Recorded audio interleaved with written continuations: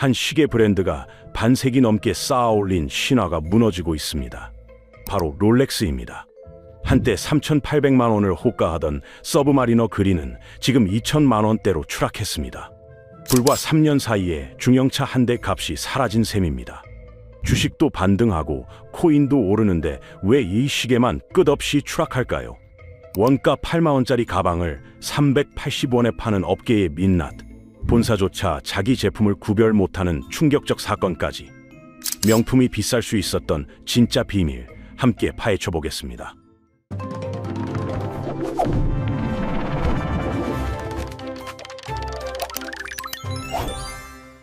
2024년 여름, 이탈리아에서 터진 뉴스가 명품 업계를 뒤흔들었습니다. 프랑스 명품 브랜드 디올의 이탈리아 하청 공장이 당국에 적발된 겁니다.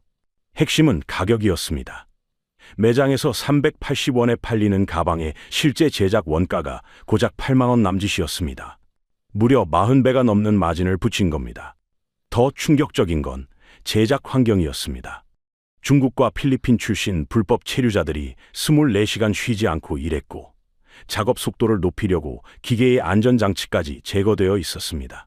장인 정신이라는 이름 아래 정당화되던 가격표가 사실은 허울에 불과했다는 게 드러난 순간이었습니다. 그렇다면 시계는 어떨까요? 많은 사람들이 롤렉스를 영원한 자산이라 믿었습니다. 가방은 닳아 없어지지만 시계는 남는다. 금값처럼 오르기만 한다. 이런 말들이 투자 커뮤니티에서 정설처럼 퍼졌죠. 실제로 2020년대 초반까지 롤렉스 인기 모델들의 가격은 천정부지로 치솟았습니다. 정가보다 2배, 3배 높은 웃돈이 붙어도 사려는 사람이 줄을 섰습니다. 매장 앞에서 밤을 새우며 줄 서는 오픈런 행렬은 뉴스의 단골로 등장했습니다. 하지만 지금 그 믿음이 흔들리고 있습니다.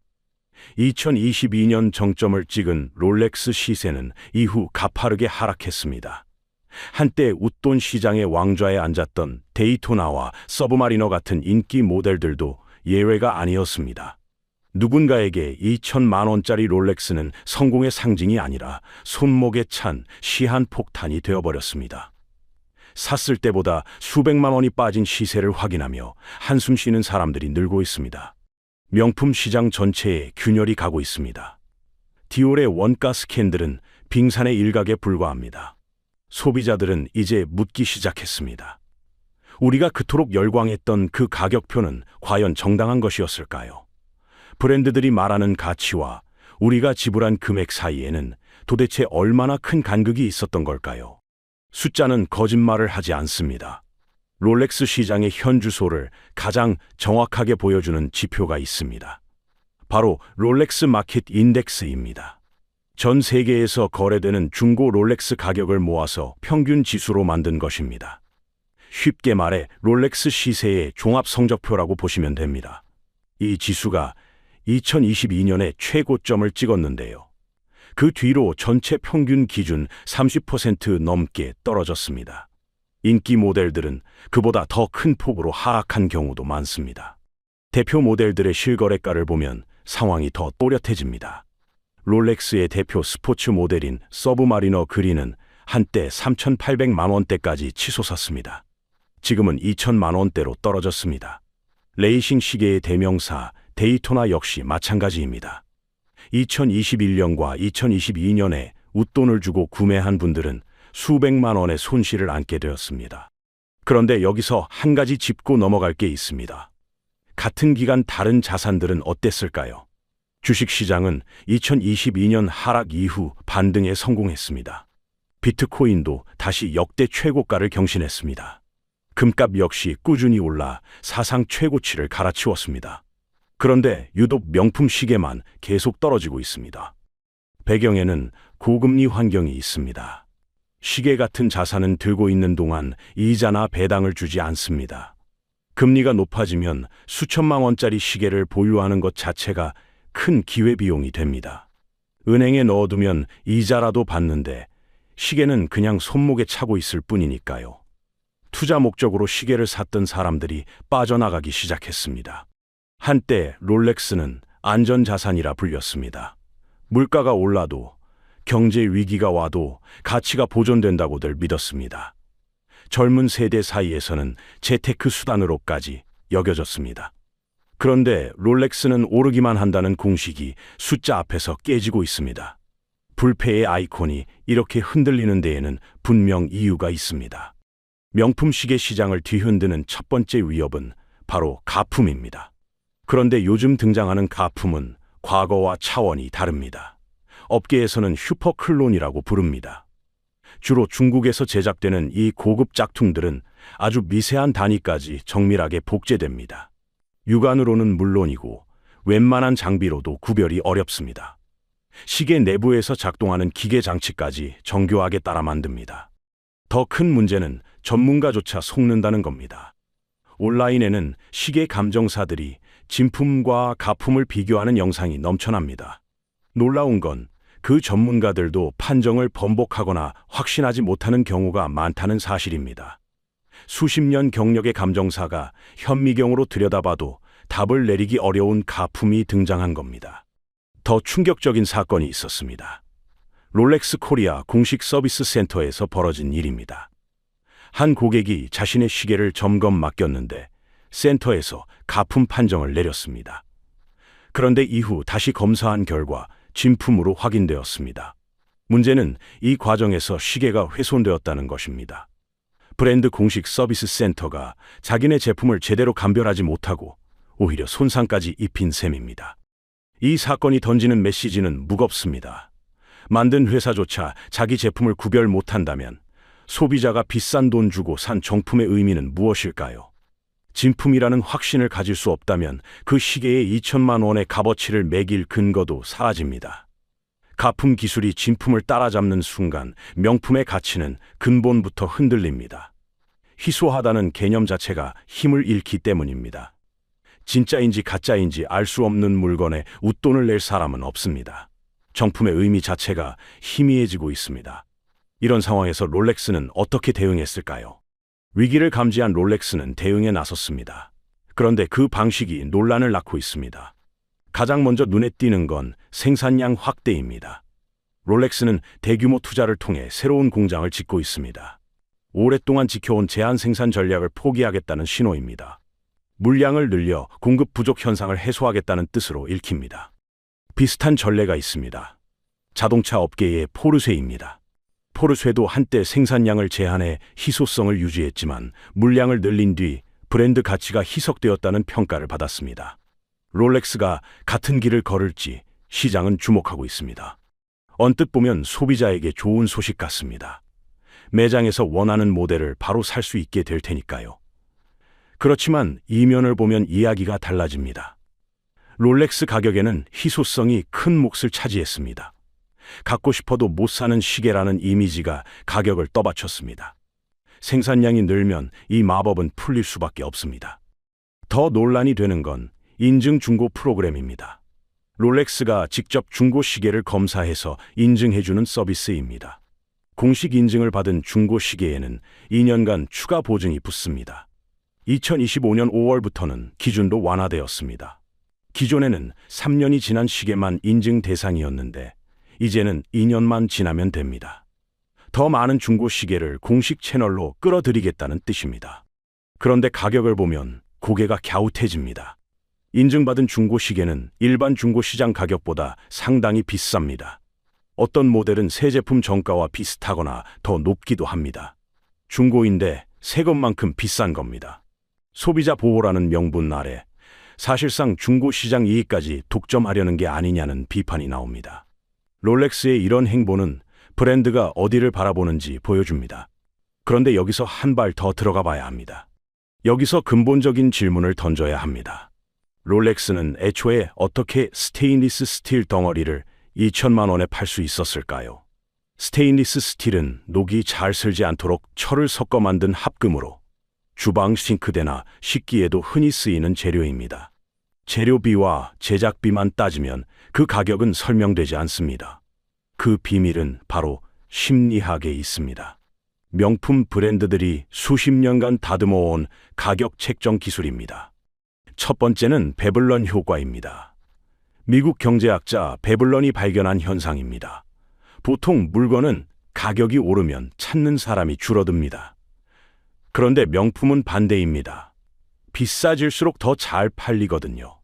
비싼 가격 자체가 남들에게 자랑하는 수단이 되기 때문입니다. 비쌀수록 가치 있어 보이고, 가치 있어 보이니까 더 비싸게 팔 수 있는 구조가 만들어집니다. 두 번째는 스토리텔링입니다. 이야기를 입힌다는 뜻입니다. 명품 브랜드들은 제품의 기능을 팔지 않습니다. 이야기를 팝니다. 100년 전통의 장인 정신, 한 땀 한 땀 수작업으로 완성되는 예술품, 세대를 넘어 물려주는 유산이라는 서사를 씌웁니다. 소비자는 시계를 사는 게 아니라 그 이야기를 삽니다. 평범한 금속에 환상의 옷을 입히는 기술입니다. 세 번째는 일부러 만드는 희소성입니다. 롤렉스는 충분히 더 많이 만들 수 있었습니다. 그런데 의도적으로 물량을 조절했습니다. 매장에 가도 원하는 모델이 없게 만들었습니다. 사려면 줄을 서야 하고 대기 명단에 이름을 올려야 합니다. 이 과정을 거치면 소비자는 손에 넣는 순간 이겼다는 기분을 느낍니다. 브랜드가 고객을 위례 위치에 놓고 갑처럼 행동하는 구조입니다. 결국 우리가 산 건 시계가 아니었습니다. 나도 성공한 성한 사람이다. 나도 악류층에 속한다는 착각을 산 것입니다. 그렇다면 2025년 지금 이 마법은 어떻게 되었을까요? 2025년 현재 그 마법이 풀리고 있습니다. 명품 업계 전체에 땅이 흔들리는 변화가 일어나고 있습니다. 구찌와 생로랑을 거느린 케링그룹은 2024년 순이익이 62%나 급감했습니다. 간판 브랜드 구찌의 매출은 26% 떨어졌습니다. 세계 최대 명품 기업인 루이비통 모 회사도 매출과 순이익이 모두 감소했습니다. 로고를 앞세우던 전통 명품 브랜드들이 고전하고 있다는 뜻입니다. 반면 성장하는 브랜드들이 있습니다. 브루넬로, 쿠치넬리나 로로피아나 같은 이름입니다. 이 브랜드들의 공통점이 있습니다. 로고가 거의 보이지 않습니다. 겉에서 봐서는 명품인지 알기 어렵습니다. 업계에서는 이를 조용한 럭셔리라고 부릅니다. 실제로 국내 백화점에서 이런 조용한 럭셔리 브랜드들의 매출은 22% 넘게 성장했습니다. 전체 명품 성장률 6%의 4배 가까운 수치입니다. 남에게 보여주기 위한 소비가 아니라 자기 만족을 위한 소비로 흐름이 바뀌고 있는 겁니다. 세대 변화도 눈에 띕니다. 젊은 층의 소비 패턴이 달라졌습니다. 이들은 물건보다 경험을 중시합니다. 2천만 원짜리 시계를 사느니 그 돈으로 비즈니스석 타고 여행을 갑니다. 고급 레스토랑에서 식사하고 그 순간을 사진으로 남깁니다. 소유보다 경험이 새로운 과시수단이 된 겁니다. 이런 변화를 경험 경제라고 부릅니다. 물건을 갖는 것보다 무언가를 겪는 것에 가치를 두는 흐름입니다. 인스타그램이나 틱톡 같은 소셜미디어가 이 변화를 빠르게 퍼뜨렸습니다. 손목의 시계보다 피드에 올라온 여행 사진이 더 많은 부러움을 삽니다. 명품의 정의 자체가 바뀌고 있습니다. 이런 흐름 속에서 소비자들도 달라졌습니다. 정보의 시대가 소비자를 바꿔놓았습니다. 과거에는 명품 브랜드가 정보를 독점했습니다. 원가가 얼마인지, 마진이 얼마나 붙는지 소비자는 알 수 없었습니다. 그저 브랜드가 제시하는 가격을 받아들일 수밖에 없었습니다. 하지만 지금은 다릅니다. 인터넷에서 검색 몇 번이면 제조 원가를 추정한 자료가 나옵니다. 디올 하청 스캔들처럼 내부 정보가 밖으로 새어나옵니다. 이런 정보 격차가 줄어들자 소비자의 태도가 달라졌습니다. 예전에는 비싸니까 좋은 거라고 생각했습니다. 지금은 이 가격이 합리적인가를 먼저 묻습니다. 브랜드가 말하는 가치와 실제 원가 사이의 차이를 인식하게 된 겁니다. 그리고 그 차이가 지나치다고 느끼는 순간 지갑을 닫습니다. 대안을 찾는 움직임도 활발합니다. 듀프라고 불리는 현상입니다. 고가 브랜드 제품과 비슷하게 생겼지만 훨씬 저렴한 대체품을 찾는 소비 방식입니다. 꼭 진짜 명품이 아니어도 괜찮다는 인식이 퍼지고 있는 겁니다. 애플워치로 대표되는 스마트워치도 시계 시장의 판을 바꿨습니다. 건강 관리부터 연락 확인까지 실용적인 기능을 제공합니다. 젊은 세대에게 시계는 더 이상 지위의 상징이 아닙니다. 특히 한국은 세계에서 손꼽히는 명품 소비 대국입니다. 인구 대비 명품 소비액이 세계 최상위권에 들 정도입니다. 그만큼 이런 변화의 영향을 크게 받을 수밖에 없습니다. 분위기도 달라지고 있습니다. 한때 명품 로고는 성공의 증표였습니다. 큰 로고가 박힌 가방과 옷은 부러움의 대상이었습니다. 지금은 시선이 바뀌었습니다. 온몸에 로고를 두른 모습이 오히려 촌스럽다는 인식이 퍼지고 있습니다. 로고가 클수록 허세로 보인다는 겁니다. 진짜 부자는 티를 내지 않는다는 말이 새로운 기준이 되고 있습니다. 소비자들이 호구가 되기를 거부하기 시작했습니다. 이제 마지막 질문이 남았습니다. 지금까지 살펴본 롤렉스 신화의 붕괴는 단순한 가격 하락이 아닙니다. 더 큰 변화의 신호입니다. 과시를 위한 소비의 시대가 저물고 있습니다. 남의 시선을 의식해서 비싼 물건을 사던 시대, 로고로 자신의 가치를 증명하려던 시대가 막을 내리고 있습니다. 지금 시장은 두 갈래로 나뉘고 있습니다. 진짜 희소성을 가진 것과 인위적으로 희소성을 만들어낸 것으로 갈라지고 있습니다. 브랜드가 일부러 물량을 조절해서 귀한 척했던 제품들은 거품이 빠지고 있습니다. 반면 정말로 대체 불가능한 가치를 가진 것들은 여전히 제값을 받습니다. 소비자들이 진짜와 가짜를 구별하기 시작한 겁니다. 새로운 시대의 부는 다르게 정의됩니다. 손목에 뭘 찾는지가 아니라 어떤 경험을 했는지가 중요해집니다. 남에게 보여주기 위해서가 아니라 자신이 진정으로 원하는 것에 돈을 쓰는 사람이 부자입니다. 타인의 시선에서 자유로운 것, 그것이 진짜 럭셔리가 되는 시대입니다. 물론 롤렉스가 완전히 사라지지는 않을 겁니다. 여전히 시계를 좋아하는 분들이 계시고 기계식 시계만의 매력은 분명 존재합니다. 태엽이 감기고 톱니바퀴가 맞물려 돌아가는 그 정교함을 사랑하는 마음은 진짜입니다. 다만 투자 자산으로서, 신분 상징으로서 롤렉스의 위상은 예전 같지 않을 것입니다. 시장은 이미 그 방향으로 움직이고 있습니다. 이제 선택은 각자의 몫입니다. 브랜드가 만들어낸 환상에 계속 2천만 원을 지불할 것인지, 아니면 자신을 위한 진짜 가치에 투자할 것인지. 가격표가 곧 가치는 아닙니다. 비싸다고 좋은 것도 아닙니다. 오늘 우리는 롤렉스라는 거울을 통해 명품 시장의 민낯을 들여다봤습니다. 원가 8만 원짜리 가방에 40배 값을 매기는 업계, 자기 제품도 구별 못하면서 2천만 원을 요구하는 브랜드, 그리고 비싸면 좋은 것이라 믿게 만든 심리 전략까지. 이 구조를 알고 나면 같은 눈으로 보기 어렵습니다. 여러분은 어떻게 생각하십니까? 명품의 가격은 정당한 것일까요? 아니면 우리가 속아온 것일까요? 댓글로 의견을 남겨주시면 다음 영상을 만들 때 참고하겠습니다. 다음 편에서는 명품 시장의 또 다른 이면, 중국 짝퉁 시장의 실체와 이것이 글로벌 브랜드들을 어떻게 위협하고 있는지 깊이 파헤쳐 볼 예정입니다. 이런 경제에 숨겨진 이야기가 궁금하시다면 지금 구독과 좋아요 눌러주십시오. 알림 설정까지 해두시면 새 영상을 가장 빠르게 만나실 수 있습니다.